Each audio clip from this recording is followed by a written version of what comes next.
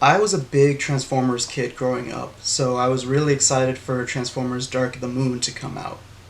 My parents took me to see the first one when I was a kid, and I saw the second one with my dad, but now I was going to finish the trilogy by myself. From the moment Shockwave, one of my favorite characters, shows up, says a line, and then leaves, I knew this movie's going to suck.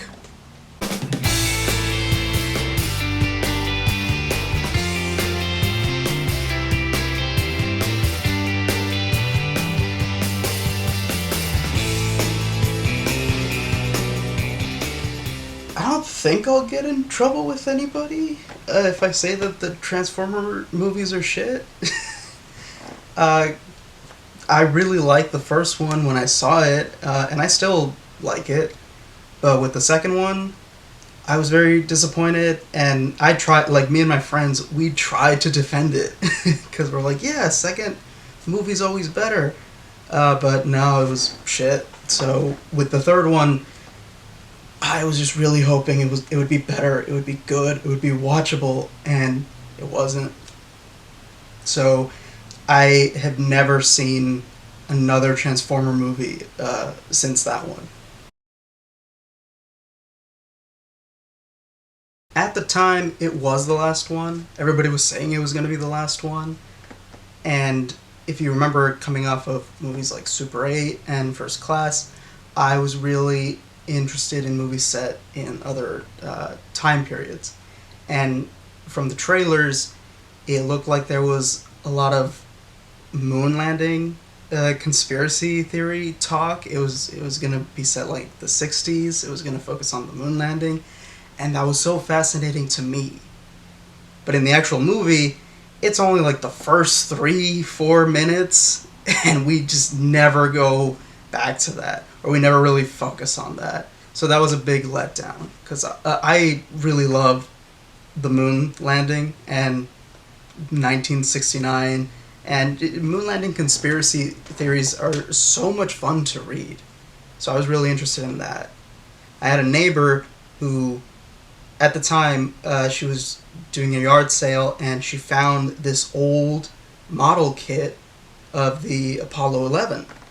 And she knew I liked that stuff, so she just gave it to me. But speaking of conspiracy theories, another theory I really like is the Paul is dead theory.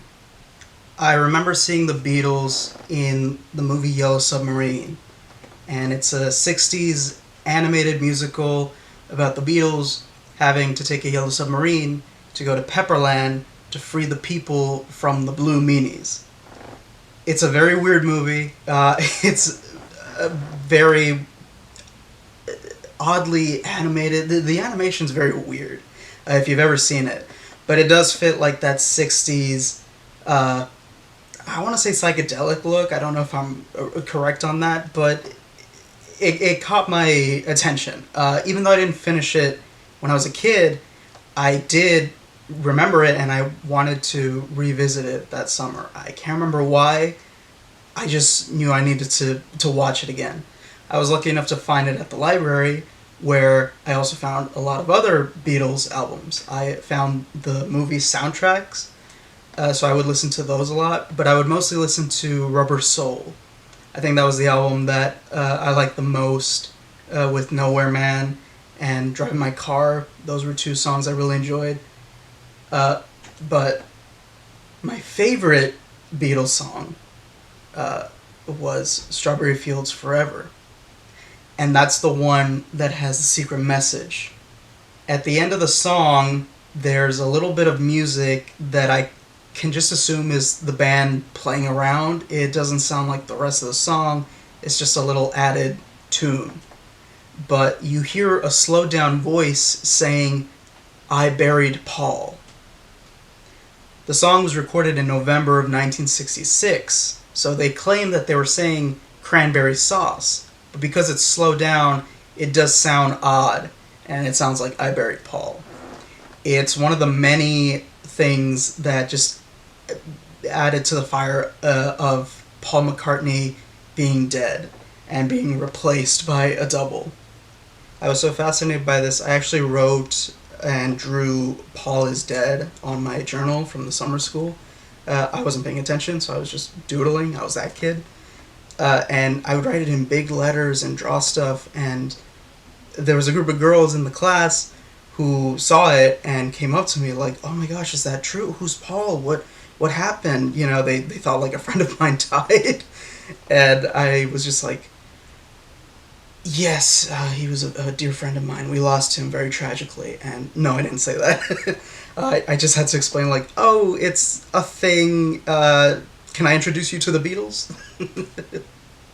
One day we took a field trip to the state university, and I don't remember what we were really doing, but I remember finding this poster. And this was a movie I was really excited to see, but I just wasn't allowed to see. My parents wouldn't let me. It was rated R. It was out of the question. But at least I got the poster as a consolation prize. And this was actually... I've had a few posters before, but this was probably the first one that I got to, like, put on my wall. And after that, I started collecting a lot of movie posters. Not buying them, just like, hey, if they were out in the open, like if I went to a movie theater, they would have some posters there. I would just take some and tape them on my wall. Years later, I did manage to see the movie. Pretty good. But though I wasn't allowed to see it at the time, the movie I was allowed to go see was Captain America. And I saw that the day after I finished summer school. So it was the last week of July, and I got to go see that movie. It was good. Not enough for me to rewatch it since then. I haven't seen it since then. But mostly because I was just so glad to be done with the summer school. And I just wanted to enjoy my time before I had to start high school in August.